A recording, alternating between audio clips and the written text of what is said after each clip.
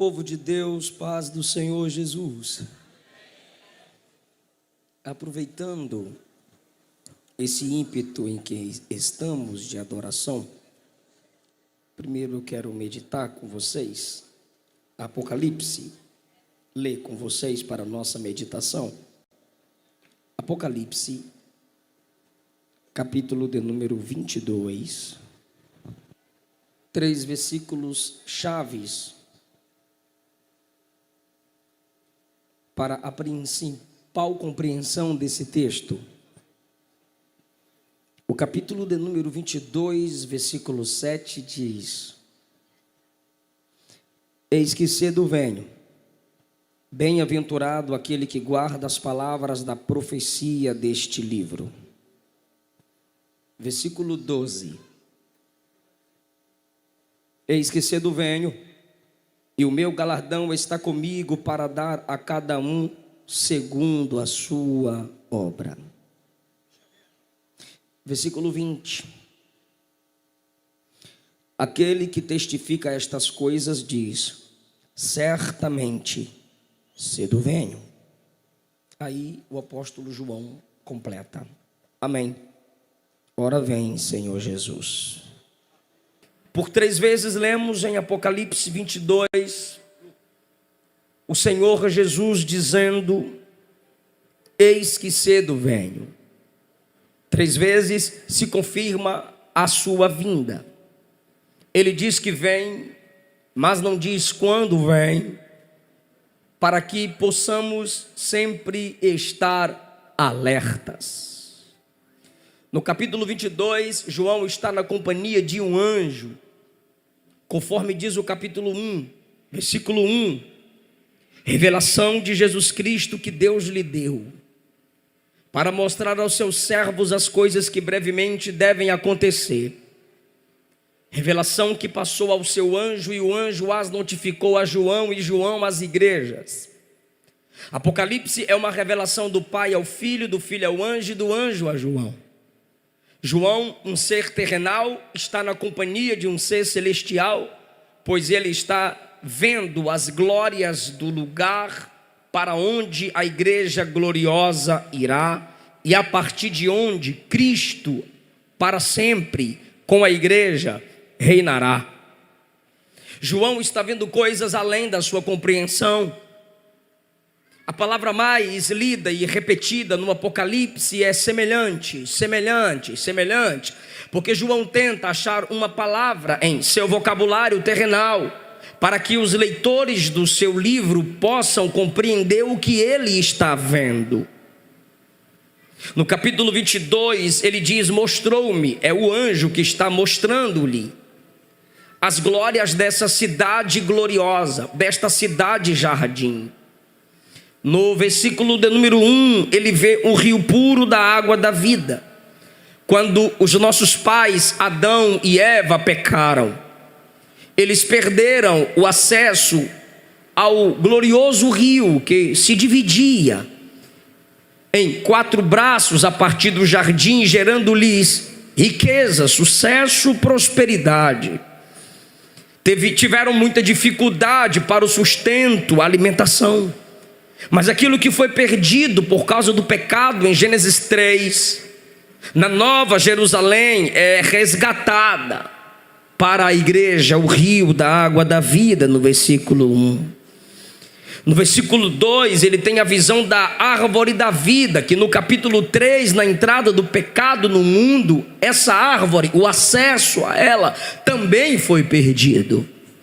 E o que foi perdido com a entrada do pecado no mundo é resgatado no novo céu e na nova terra, cuja sede é a Nova Jerusalém, versículo 2. Na entrada do pecado no mundo entrou-se a maldição. Maldita foi a terra, a criação, por causa dos pecados, ou do pecado original, o pecado de nossos pais.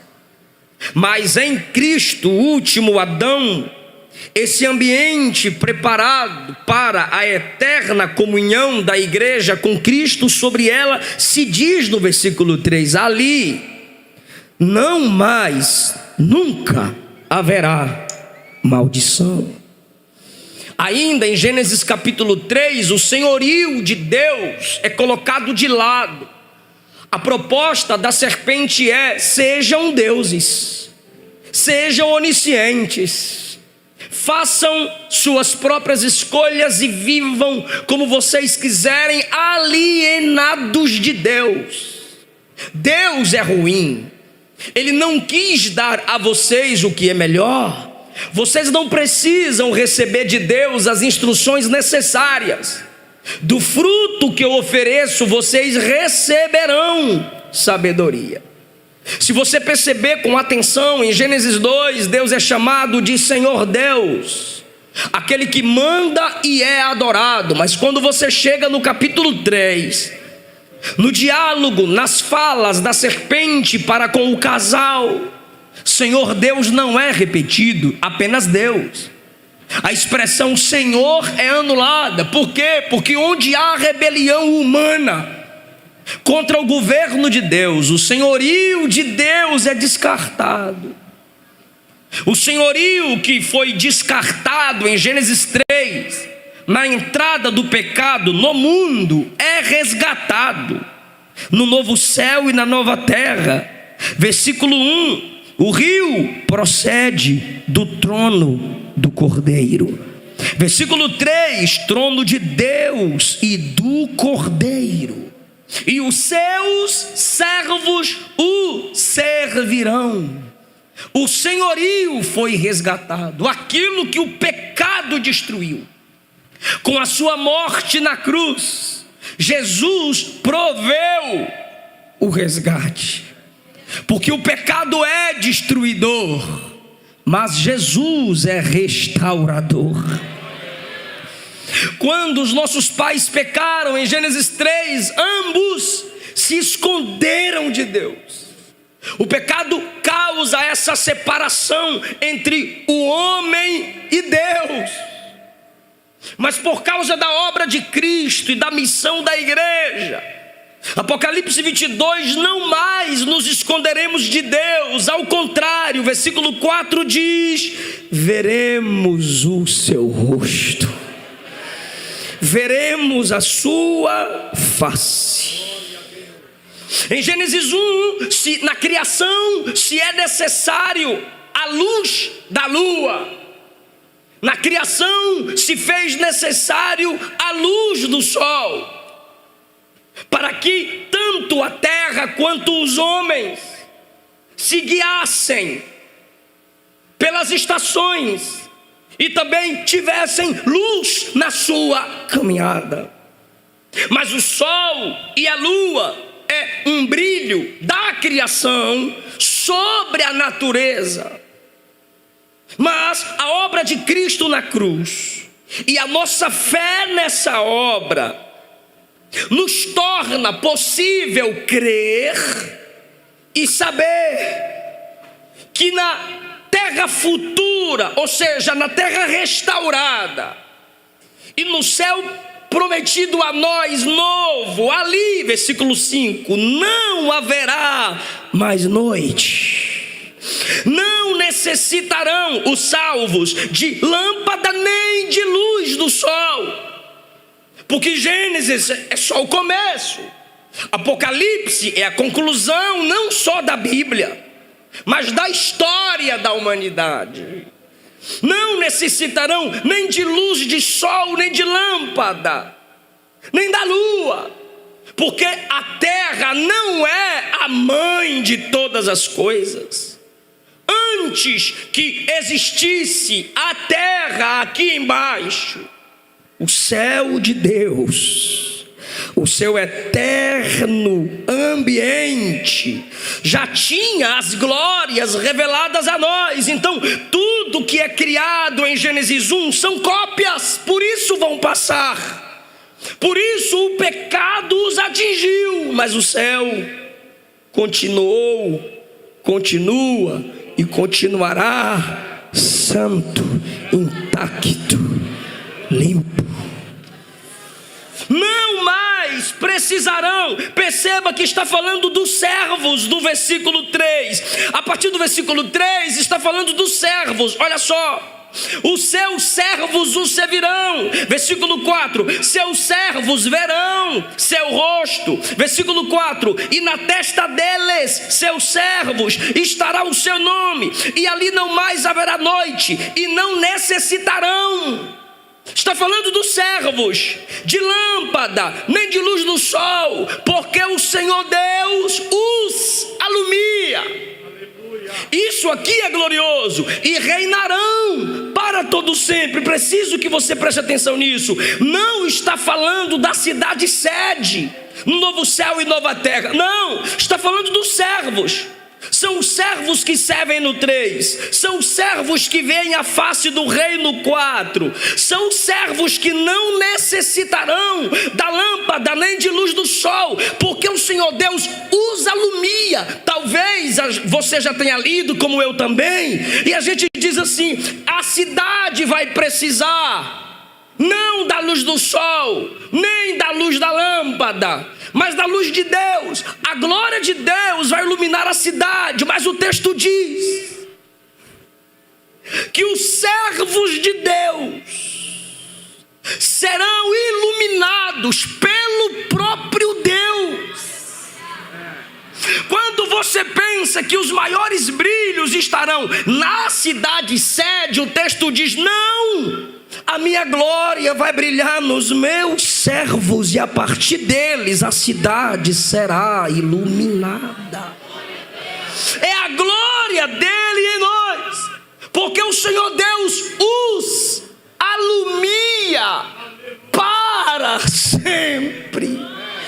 Todo o poder das trevas serão vencidos, e a luz de Cristo sempre estará em nós. E os servos do versículo 3, que o servem, porque céu não é lugar de preguiçoso, são os que reinam no versículo 5.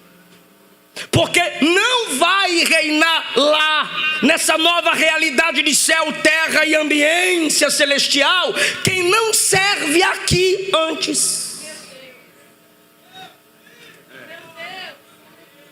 Não vai reinar lá quem não serve aqui. Quantas vezes nós falamos: chegar no céu, vou descansar. De quê? Das dores, das angústias, dos efeitos do pecado, só. Porque de trabalho não.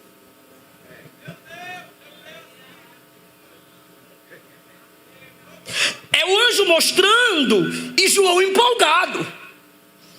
Aí o anjo diz a João: estas palavras são fiéis e verdadeiras. O que o anjo está dizendo é: o rio é de verdade, a árvore da vida é de verdade, a ausência de maldição, acredite, a face vista pelos servos é verdade. O que eu estou falando, João, eu não estou mentindo para você. A serpente mentiu no jardim, mas aqui, João, as palavras são fiéis e verdadeiras.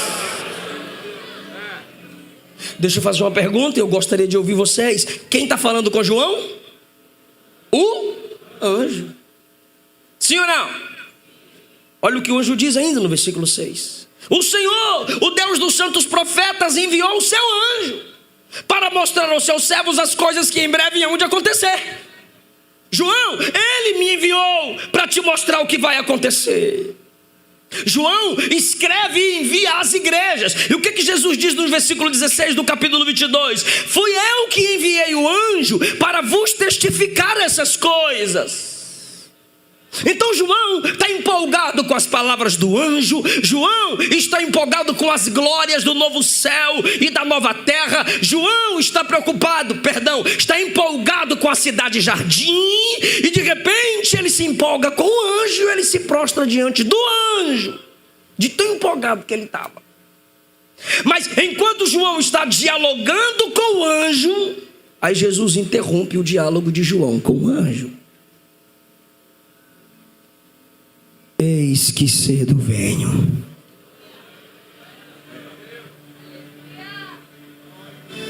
Jesus interrompe porque ele está dizendo a João: a cidade só é gloriosa porque eu estou nela. O meu povo só entrará nesse lugar porque eu virei buscá-los. A cidade é o que é por minha causa, João. Foi ele que deixou isso claro em João 14. Não se turbe o vosso coração. Crede no Pai, crede em mim. Na casa de meu Pai há muitas moradas. Se não fosse assim, eu já vos teria dito, pois eu irei e vos prepararei lugar, e virei outra vez para vos buscar. Agora, e ele não disse eu vos levarei para a cidade, não. Ele não disse eu vos levarei ao céu, não. Ele diz: e vos levarei para mim mesmo. Porque antes de você ser salvo para o céu, o lugar, você é salvo para Jesus. Você é salvo para ter comunhão com Jesus. O céu só é perfeito porque o perfeito está lá.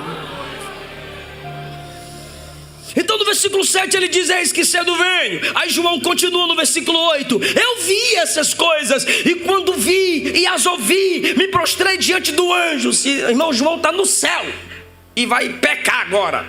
Me prostrei diante do anjo para adorar. Se João no céu teve que ter cuidado para não ficar no pecado, imagine nós na terra.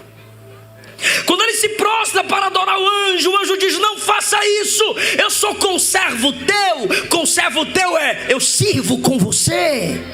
Sou conservo de teus irmãos, eu sou conservo dos profetas. O anjo está dizendo que no tempo de João ainda tinha gente profetizando na igreja. Eu sou conservo dos que guardam as palavras deste livro. Adore a Deus. Aí o anjo diz a João: não seles as palavras da profecia deste livro. Por favor, todos vocês, diga deste livro. Mais uma vez, deste livro. Foram duas. Versículo 18: eu testifico a todo aquele que ouvir as palavras da profecia deste livro. Repete: deste livro. Por que há esse destaque sobre esse livro? Em primeiro lugar, Jesus disse 3 vezes que vem. São 3 promessas. Promessa essa que é terror para quem não espera Ele. Para quem não aguarda Jesus, o eis que cedo venho é terror. Mas para aqueles que o aguardam, eis que cedo venho é consolo, é alegria. Agora eu quero que você perceba, se tiver escuro para você ler, presta bem atenção. Cada vez que ele disse eis que cedo venho, ele completa com um raciocínio a mais. Ele conecta a promessa com alguma responsabilidade. Cada vez que ele disse eis que cedo venho, ele conecta a promessa a uma responsabilidade. Primeira promessa está no versículo 7. Eis que cedo venho. Você não sabe quando, mas sabe que eu venho. Como você não sabe quando, vigie. E qual é a responsabilidade? Bem-aventurado aquele que guarda as palavras da profecia deste livro. Depois o anjo diz a João: não esconda as palavras da profecia deste livro. E depois o próprio Jesus diz: todo aquele que ouvir as palavras da profecia desse livro e desrespeitar as profecias desse livro, acrescentando ou tirando, também se tirará sua parte da árvore da vida. E as pragas que aqui houverem, se alguém acrescentar sobre ele, essas pragas serão acrescentadas. Olha o valor que o próprio Jesus, o anjo e João deu ao livro do Apocalipse. Se Jesus o anjo e João deu valor a esse livro, por que não nós? E pelo amor de Deus, só existe um ser que não te quer lendo esse livro: Satanás. Não ler o Apocalipse, não ouvir o Apocalipse, desprezar o Apocalipse é agradar a Satanás. E Jesus conecta a promessa da vinda com a responsabilidade de se lê-lo. E alguém diz: não leio porque sei que não vou entender. Leia. Outros dizem: não leio porque tenho medo. Preguei sobre o juízo final numa igreja em São Paulo, e uma moça veio tremendo na porta da igreja: pastor, nunca que eu leria o texto que o senhor leu para pregar. Eu tremo quando eu leio o Apocalipse, e esse tremor me dá medo. Eu disse: repreenda isso, porque só tem um ser que não quer que a igreja medite nesse livro. E eu vou te provar por quê. Primeiro, esse é o único livro da Bíblia que promete felicidade para quem o lê e para quem o ouve. Capítulo 1, versículo 3, disse Jesus: bem-aventurado aquele que lê e os que ouvem as palavras da profecia desse livro. Perceba que o que lê está no singular, os que ouvem está no plural. Por quê? Porque Jesus sabe que mais serão aqueles que o ouvirão do que aqueles que lerão.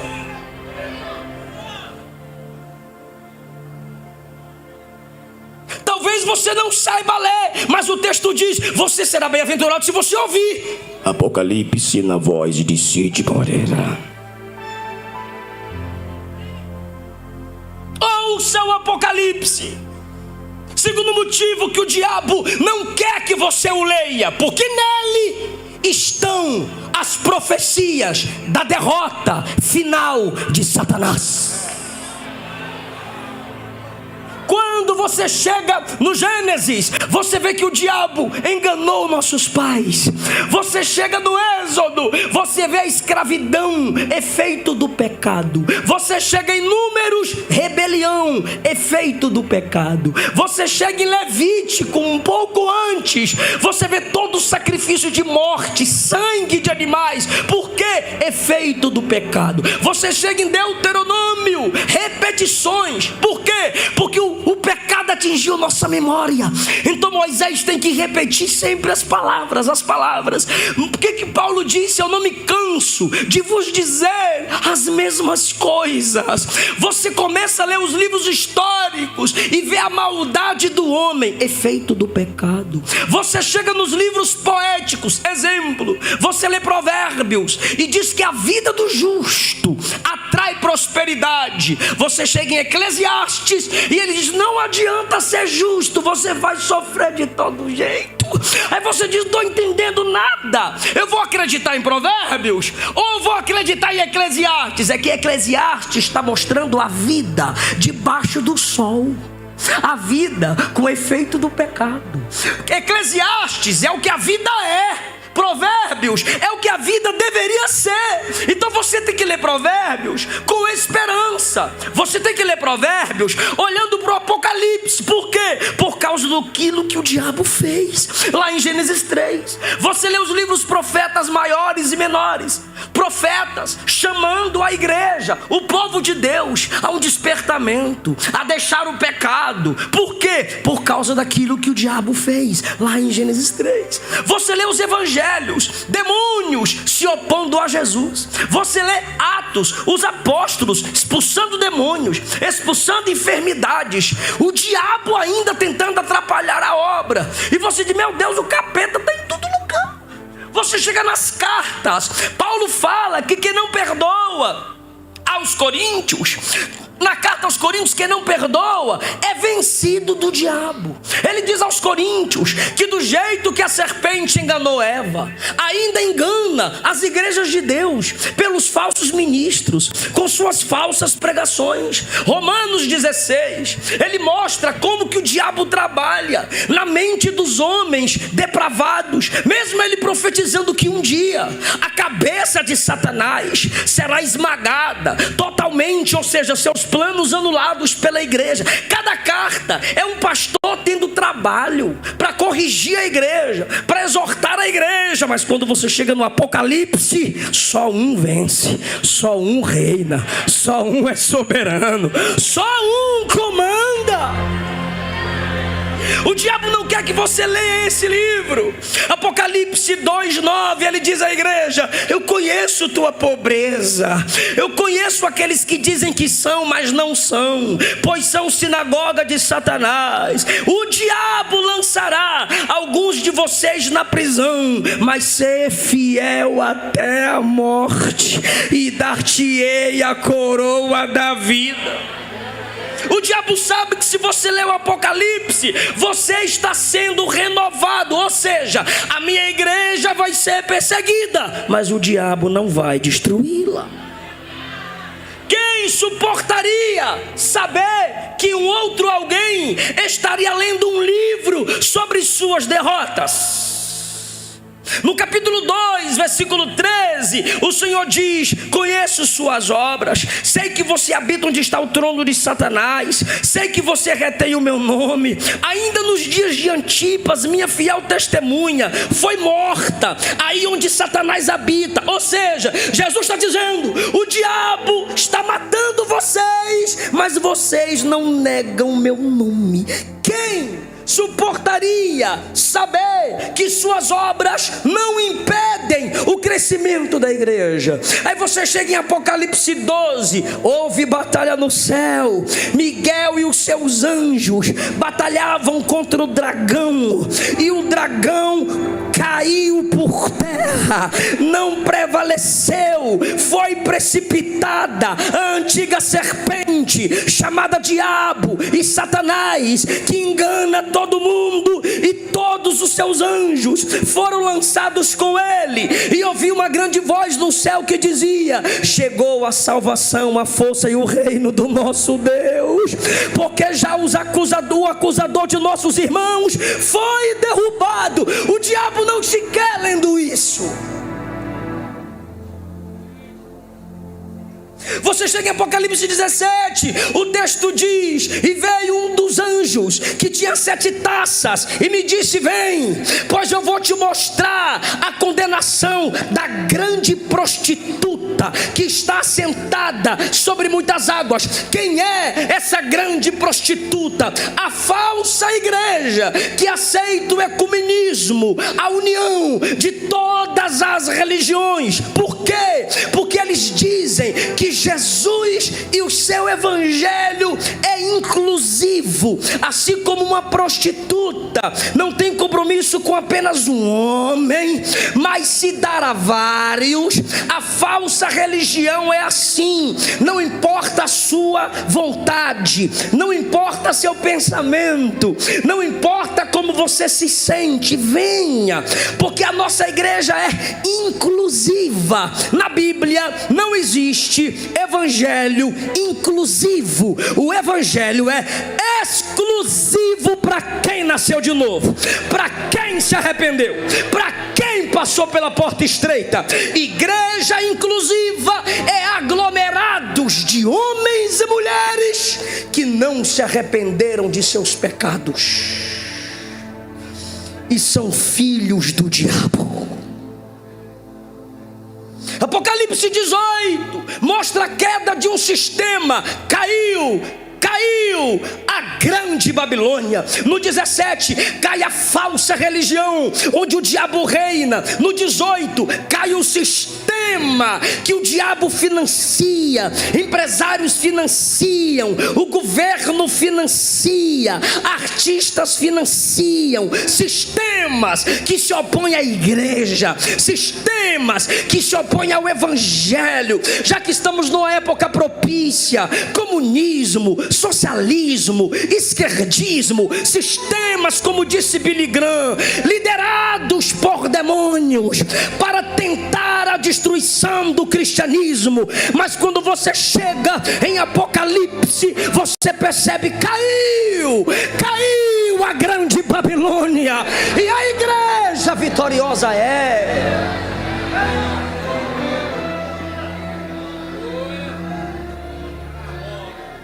O diabo não quer que você leia esse livro. E o que é que Jesus diz? Eis que cedo venho. Bem-aventurado quem guarda as profecias desse livro.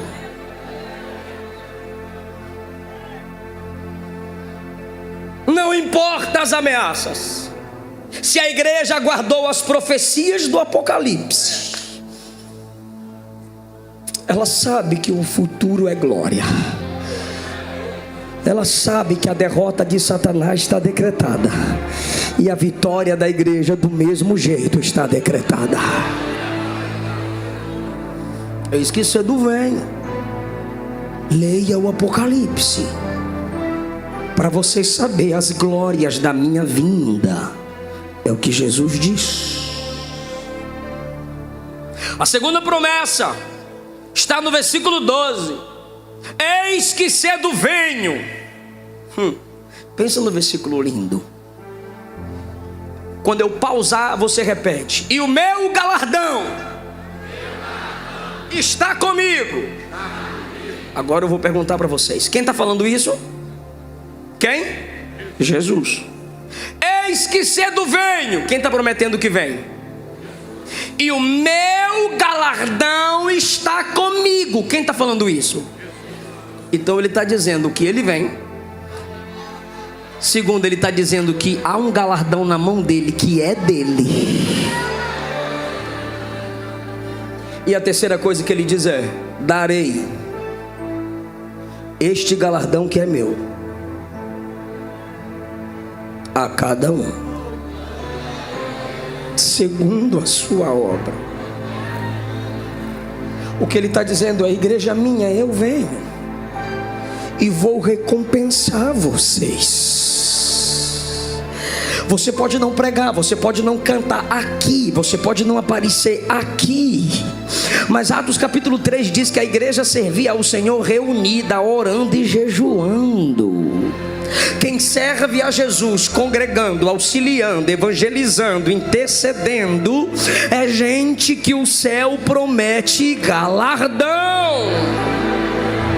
Eu vou ler só para quem crê nessa promessa. 1 Coríntios 15, 58. Por causa disto, meus irmãos, sede firmes e constantes, sempre abundantes na obra do Senhor, porque nele o vosso trabalho não é vão. Não é vão. 1 Coríntios 9, 25. Todo atleta está treinando e aguentando exercícios duros, porque quer receber um galardão passageiro, mas nós receberemos um galardão que dura para sempre. Pedro disse aos pastores, no capítulo 5 da carta que leva seu nome: eu que também sou presbítero, digo a eles que sou testemunha dos sofrimentos de Jesus. Versículo 3: não procurem dominar a igreja que foi entregue aos cuidados de vocês, mas sejam um exemplo para o rebanho. Versículo 4: e quando aparecer o grande pastor, vocês vão receber a coroa gloriosa.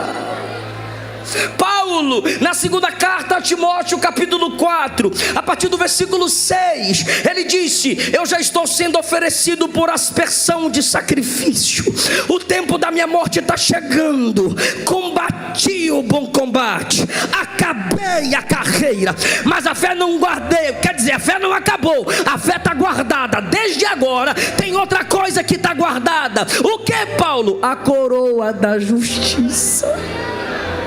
Mas olha como ele conclui: mas essa coroa não é só para mim. Versículo 7. Versículo 8. É para todos aqueles que amarem a vinda do Senhor. Você percebe que o galardão é de Jesus. Eis que cedo venho, tenho comigo o meu galardão.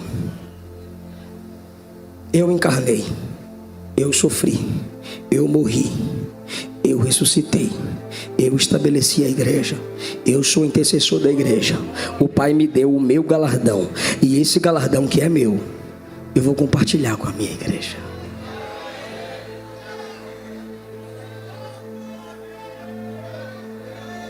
Deixa eu te explicar melhor. Você faz a obra de Jesus. Como igreja, nós fazemos a obra de Jesus, sim ou não? Sim. Se ele dissesse: eu estou vindo com o seu galardão, já seria muita alegria, sim ou não? Eu estou vindo com o seu galardão para te dar. Que legal, o meu, Mas ele não diz isso, ele diz: eu estou vindo com o meu, para dar para tu, que trabalhou para mim, por eu ter te capacitado. Isso é esplendoroso. Ele te chama, te salva, te enche, te capacita, ainda vai te dar recompensa por você ter feito uma obra que ele te capacitou para fazer. Só que aí a vinda dele tem outro tipo de recompensa. Deixa eu até beber água.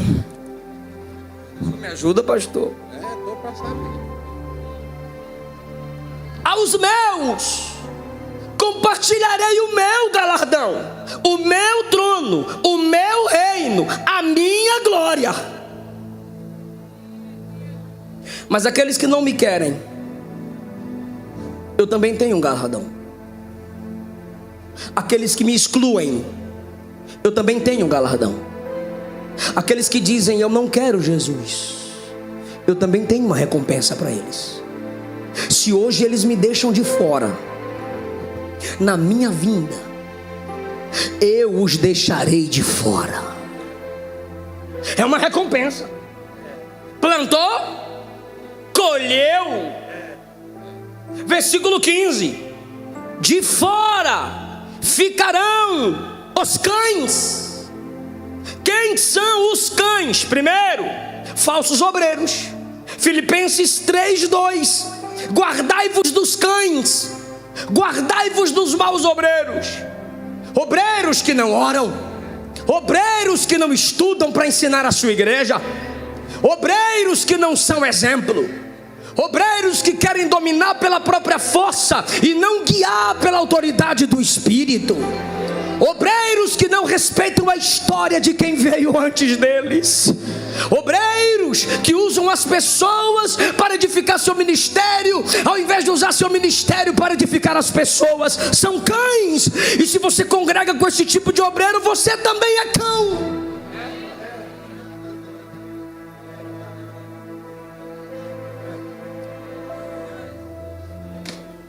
Quem é o segundo tipo de cão na Bíblia? Mateus capítulo 7, versículo 6. Não deem aos cães o que é santo, não joguem aos porcos as suas pérolas.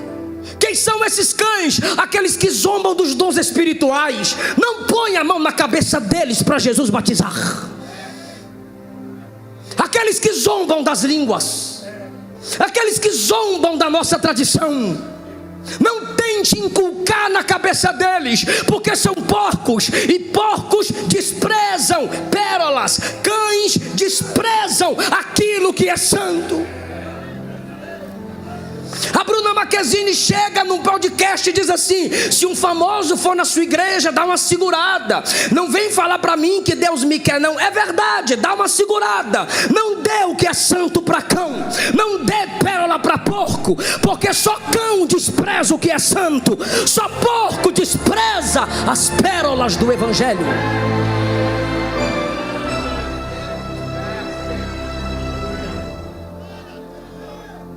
A missão da igreja é pregar, sim. A missão da igreja é evangelizar, sim. fechou o coração, Jesus disse: sacode até o pó dessa casa. Nem o pó da casa ou da rua ou da cidade que rejeita o evangelho deve ficar na sola do teu sapato. Sacode, lava o pé, vira as costas, que eu vou abrir outra porta lá na frente. Não pense que vocês podem humilhar a igreja. Não é um povinho que simplesmente te quer bem, não. Queremos o seu bem, queremos a sua salvação, mas nós temos uma arma que nos capacita, temos um general que nos comanda, sabemos o valor do que temos, sabemos o valor do que nos foi entregue.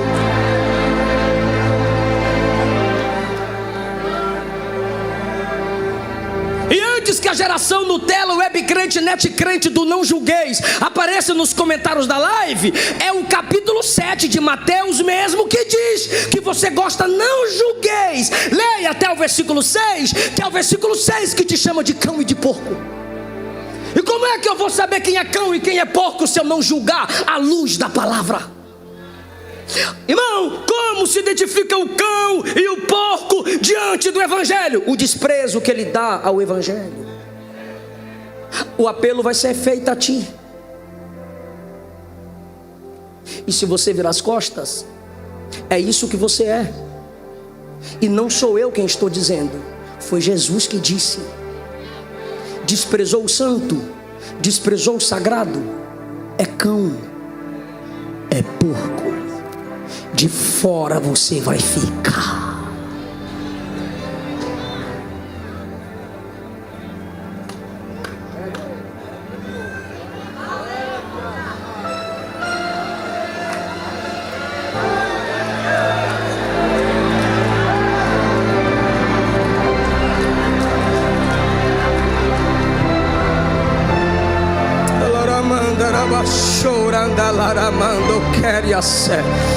O meu Jesus não é produto de feira para a gente ficar dizendo vai, leva, se não gostar devolve, não.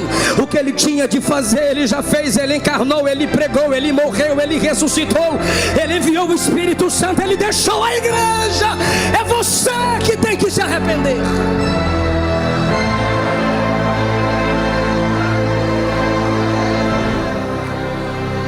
Quer Jesus, vem, não quer, tchau. Quem tem sede, venha a mim e beba. Quem quiser vir após mim, negue a si mesmo, pegue a sua cruz e me siga.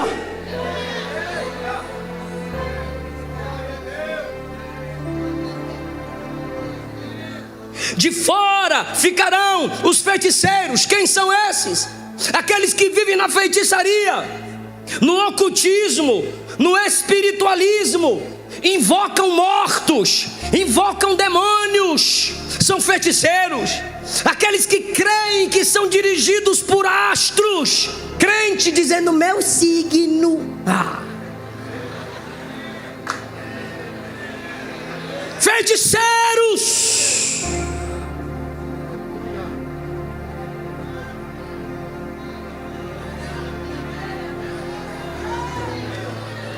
De fora ficarão os idólatras, aqueles que adoram, veneram e se prostram diante de ídolos e são devotos de santos. Pastor, o senhor está desrespeitando a minha religião. Não, é sua religião que desrespeita as escrituras. Mostra o Salmo 115 com todo respeito para o senhor padre. Mostra 1 João capítulo 5 para o padre. Mostra Apocalipse 21 para o padre. Mostra Apocalipse 22 para o padre. Não há tradição, não há homem, não há igreja acima da palavra. A Bíblia é a autoridade suprema, porque ela é a palavra de Deus.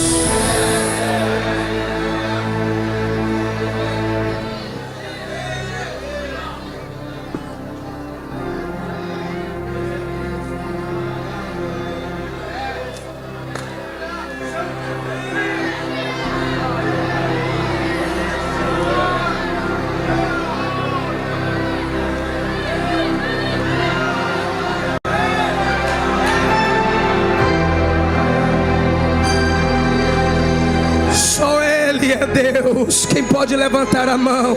Só Ele é Deus. A senhora merece respeito, mas só Jesus, o Senhor dos senhores, merece adoração. Ele é digno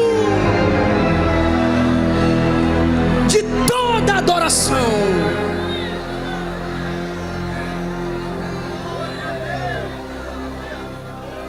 Ficaram de fora os que se prostituem. São aqueles que se entregam à luxúria, à lascívia, à perversão moral, à depravação sexual, que se entregam, pagam, compram, consomem a indústria pornográfica.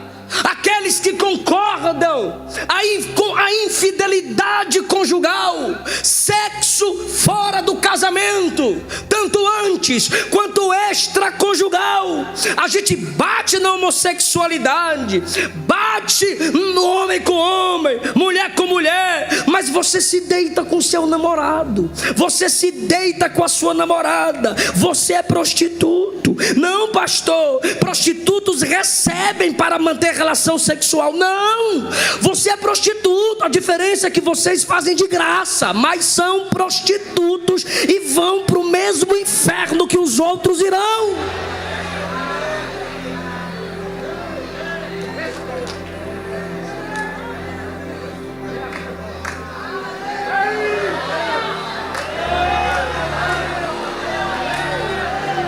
Moça, rapaz, homem, mulher, não receba na cama quem você não recebeu no altar.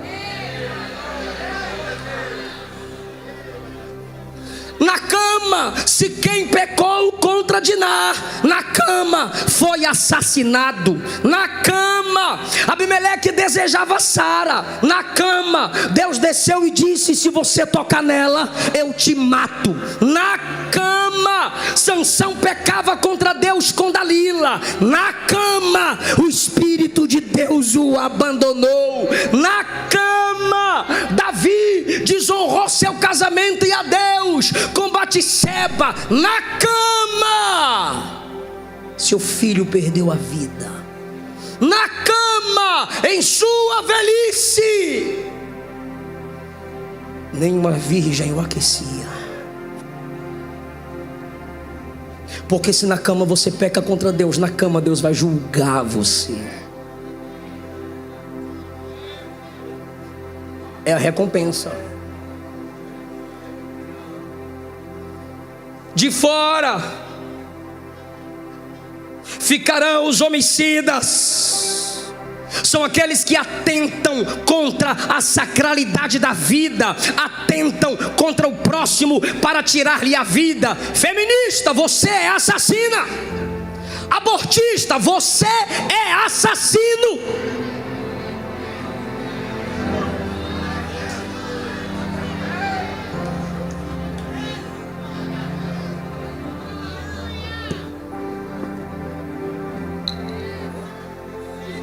De fora ficarão aqueles que amam e cometem a mentira. Quem são os mentirosos? Aqueles que falam e não cumprem o que falam. Fala uma coisa e faz outra. Gente que não se pode confiar. Mentiroso é aquele que encobre o seu erro. E a mentira procede do maligno. A nossa sociedade é a sociedade da mentira, do engano, do engodo, da farsa, da propaganda falsa, da balança enganosa, do comércio pirata, da sonegação fiscal, com chavos políticos vergonhosos. Impunidade moral são os que amam e cometem a mentira. Mas a igreja é contra, porque a palavra é a verdade. O Espírito é o Espírito da verdade. E Jesus disse: eu sou a verdade.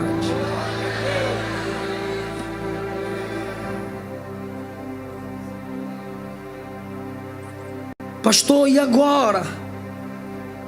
Eu me sinto um feiticeiro. Pastor, eu me sinto um cão. Pastor, eu vivo na prostituição. Pastor, eu estou me sentindo homicida. Pastor, de fato eu sou um idólatra. Pastor, eu tenho vivido na mentira, e agora? E agora?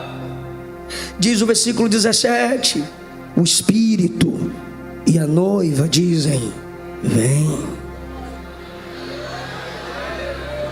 E quem tem sede, venha. Por que vir? Venha antes que ele venha. Você só fica de fora se ele vier, mas se você vier antes que ele venha, ele te transforma e você entra. Versículo 20, última promessa: certamente cedo venho. Ele acaba aqui. Aí João continua, e eu também acabo. João, quando ouve ele dizer cedo venho, João diz: Maranata. Maranata, vem logo. Vem, Jesus.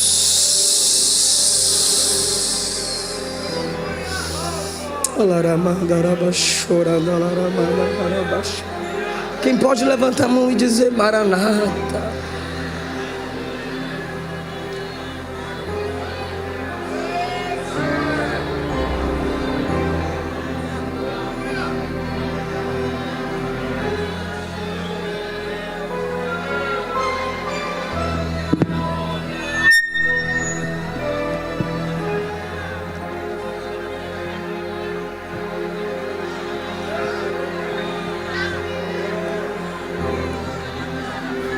Quem pode dizer Maranata?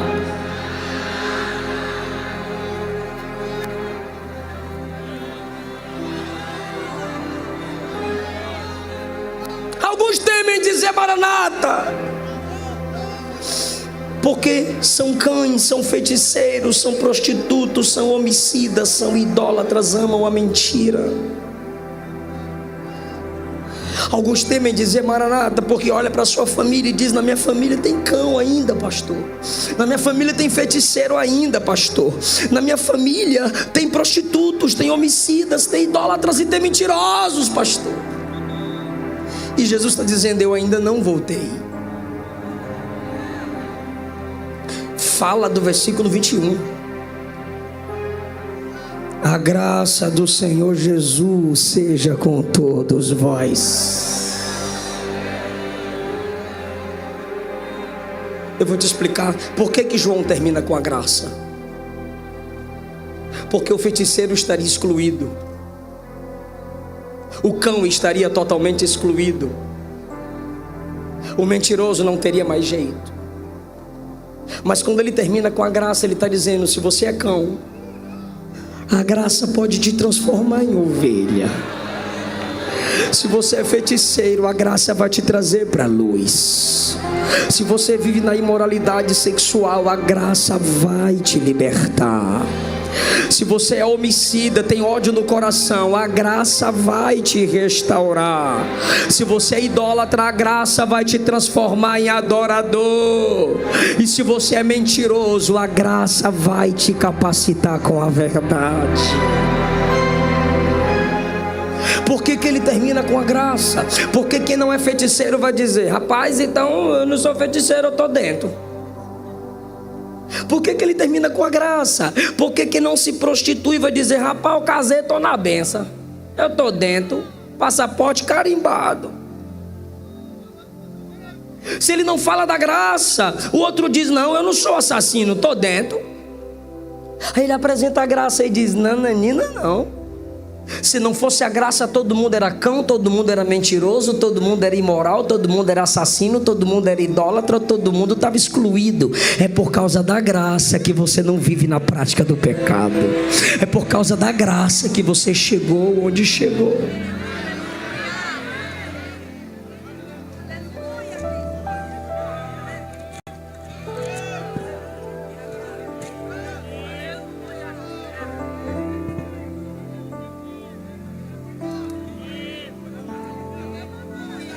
Oh, que saudosa lembrança tenho de ti, ó Sião, terra que eu tanto amo, pois é do meu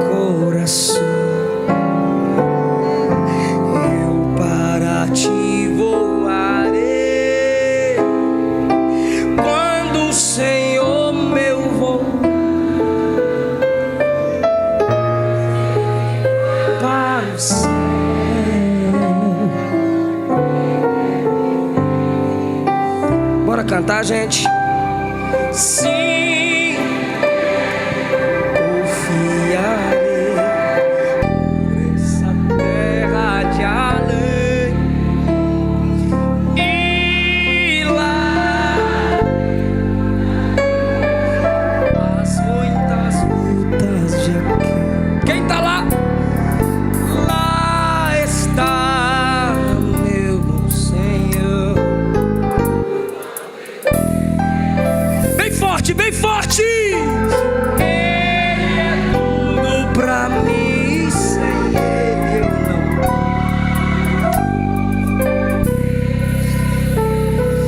Bela, muito bela esperança, os que vigiam. Fica em pé. Pois eles recebem força, e os que procuram chegar, os que procuram chegar, onde? Ao teu braço Sião, livres serão, sim. Toda igreja assim.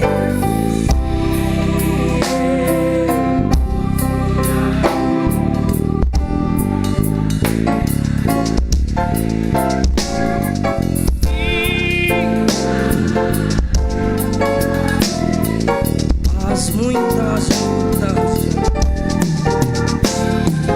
lá está.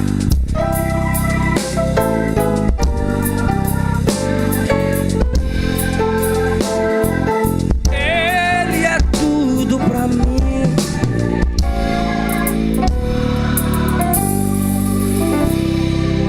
Eu quero saber onde está a primeira pessoa que vai voltar para Jesus antes que Jesus volte para a igreja.